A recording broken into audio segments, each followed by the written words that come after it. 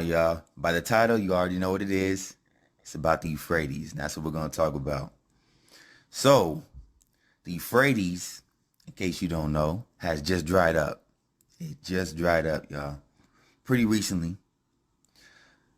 So, what I'm proposing is, what if I were to tell you that the Euphrates in the Bible and the Euphrates in the Middle East are not the same thing? All right, there's the Euphrates right there. We got the Euphrates in Spanish, the Euphrates in English River. So you're gonna have a lot of questions, just like me. I had a whole lot of questions, like what if this is the Euphrates? If how do we answer about the prophecies about Esau, people land being desolate, people dwelling in the land? I'm gonna tell you right now, all my questions actually got answered. But right now we're gonna deal with just the Euphrates because that's the topic right now, the Euphrates, and because it just dried up, is people are looking for a lot of things to go down, right? So I'm gonna show a reference of another place that's called Euphrates, and then we're gonna go over prophecy, and you be the judge. You can check and see for yourself what based on these things that I'm gonna be showing is the biblical Euphrates. All right. So, we're all learning. Just kind of take this journey with me as we kind of find out and grow on new discoveries.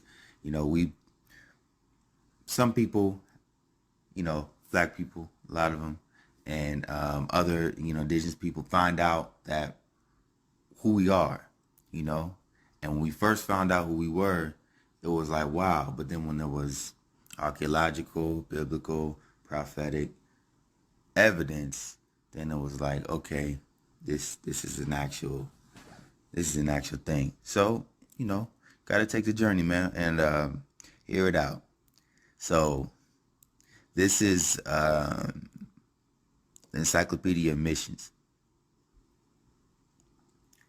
and this is page 329, and it's about the Dahomey, and it says a section of the slave coast. I'm gonna start from the Dahomey. A section of the slave coast, West Africa, between Little Popo and Porto Nova. It is now a Portuguese protectorate, though the king is still absolute monarch. The chief city, Wida, Gliwa, Fida, Hebeda, Ada, was formerly called. Okay, now just kind of give a backstory. Wida, Fida, that's all that location in Negro Land. A lot of people are familiar with Negro Land. If you're not familiar with Negro Land, you can check that out. See the maps, what that whole thing is about. It's called Wida. But according to this encyclopedia, it was formerly called, before it was called those names, it was called Judah. And its inhabitants were said to be Jews, while the river Alela, it's an A right there. It looks like it's whited out. Ephra was spoken of as the Euphrates. So it says was spoken of. So before it was Ephra, Leah, it was spoken of as the Euphrates.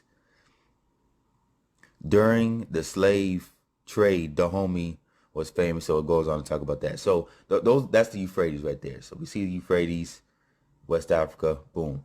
Okay. So how do we know which one's the real Euphrates, y'all? How do we know? How do we know Middle East? I mean, that's the common one. So I mean that's what people are saying. Why do we know this new? How do we know it's not just, you know, it's just the coincidence, right? Because we see that the original name for this river was the Euphrates. Is it a coincidence? Let's see. So we're gonna go to a biblical prophecy, and we're gonna compare. And you can. Everybody's got their own mind. Be your own. Be the judge. I'm just presenting this, right? So This is we're gonna go into it, and I want to bring this out real quick before I go. This is support the scriptures, right? So this is where do I start? This is a National Geographic magazine. This is page 395, and it says, "In this kingdom of Emmanuel, there enters a branch of the river Euphrates. Niger, the friar, does not confuse us with the Mesopotamian Euphrates, but assumes two rivers with the same name.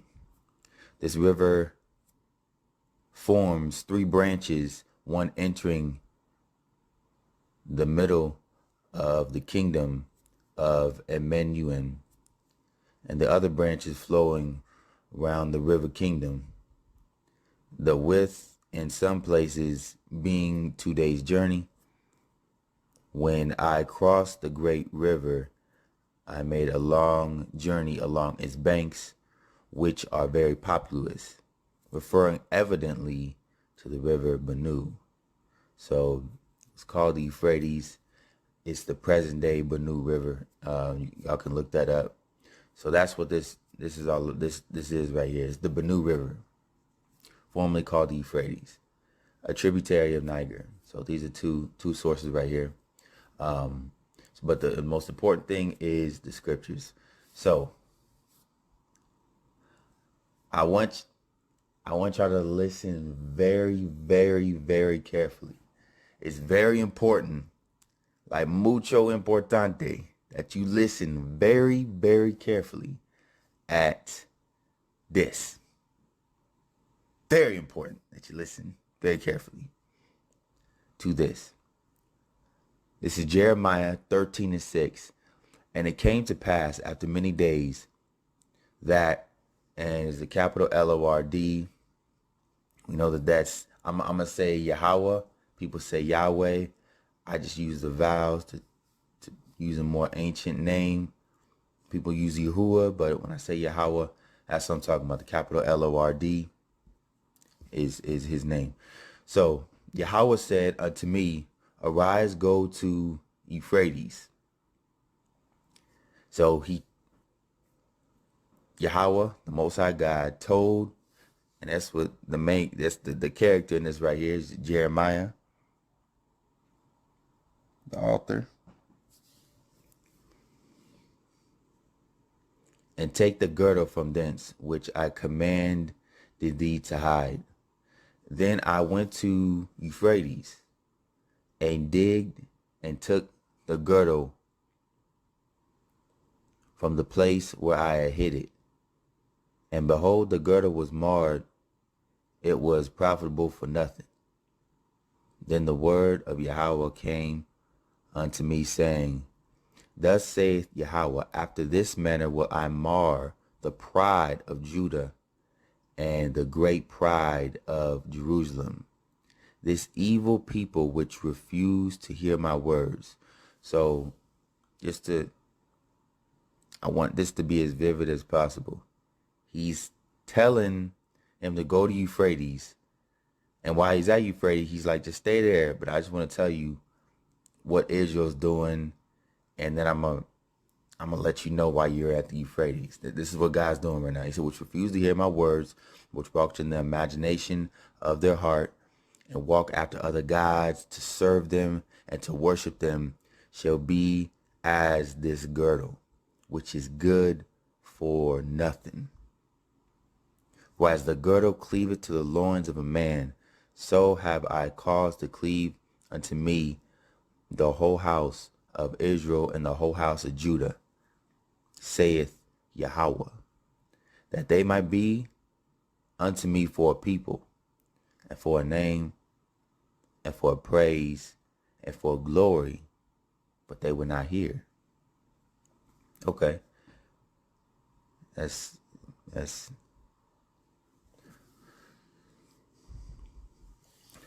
wow, Israel got to do better on that.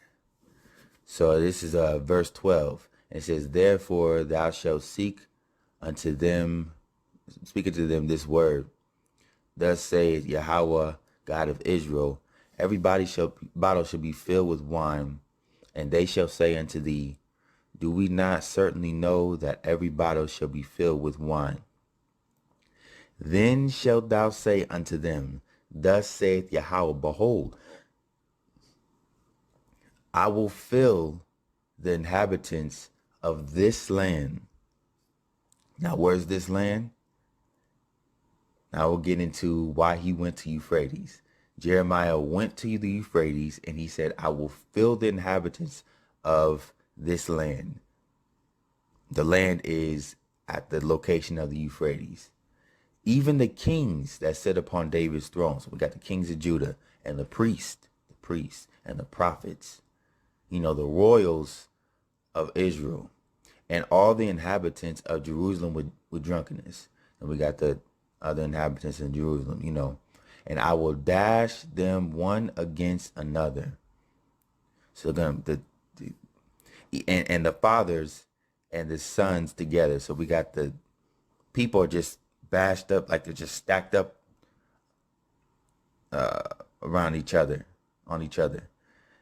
Saith Yahweh, I will not pity, nor spare, nor have mercy, but destroy them. Hear ye and give ye ear. Be not proud, for Yahweh has spoken.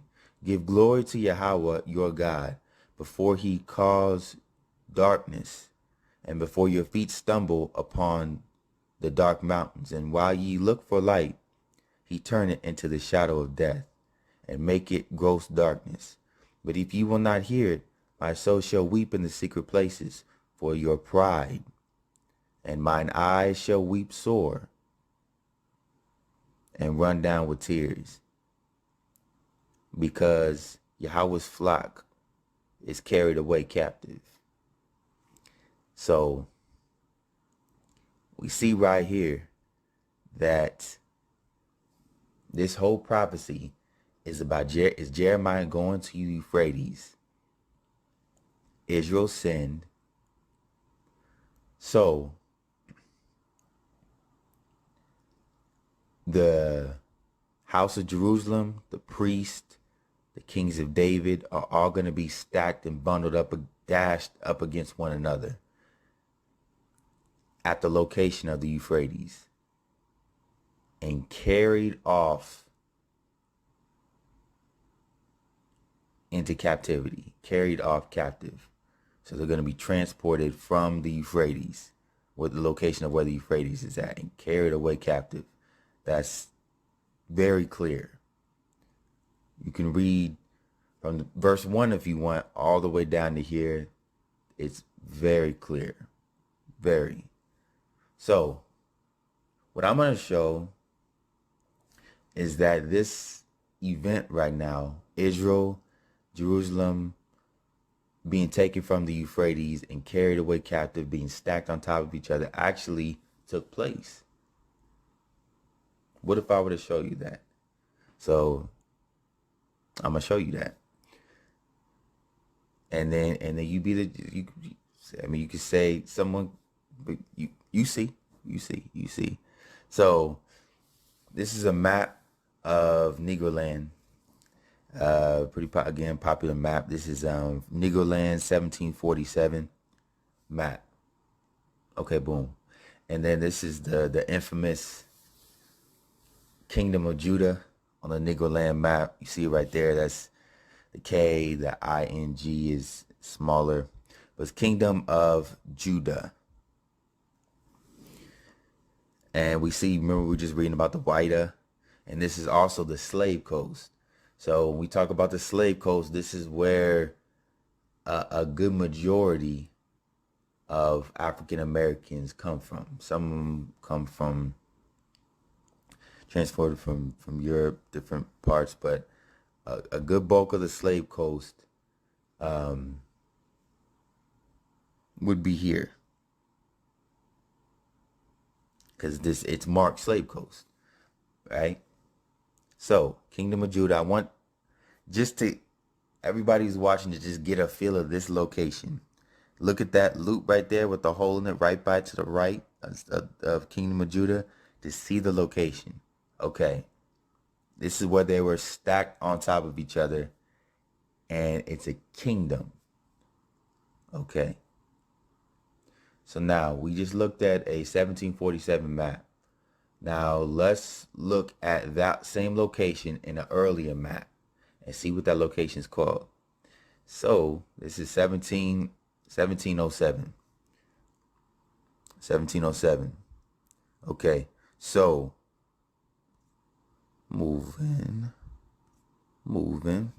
So this is the same location. The exact same location, y'all. So this is the same location. And if you look there, what does it say? It says the Euphrates. The Euphrates River. So, yeah, I mean, y'all, if you guys are seeing this, the kings of Judah, the royals, were taken from this location, stacked on top of each other. And the name of the place is that Euphrates we read about. Well, this is it. It was taken from the Euphrates. So the scripture says that the royals and will of Israel and the people of Jerusalem will be taken, stacked, dashed up against one another, and carried away captive in this location. It says a location. In this location, it's the Euphrates. He even had Jeremiah go to the Euphrates. He said, in this location, this is where it's going to happen because Israel sinned. History says that this particular Euphrates had the kingdom of Judah, which has the kings of Judah and the royals in Jerusalem. We know how the story in the slave coast goes. They were stacked on top of each other, dashed up against one another, and carried away captive from a place that today is called the Euphrates. Is there any evidence that anything like that happened in the other Euphrates? And if anybody can explain to me, you can leave a message in the comment why this prophecy adds up perfectly to the T. To the T. Yep. And that's all I wanted to share with you guys. It's the Euphrates. Just want to put that out there. You can, check it out. All right. Y'all be blessed. Shalom. All praise to the Most High.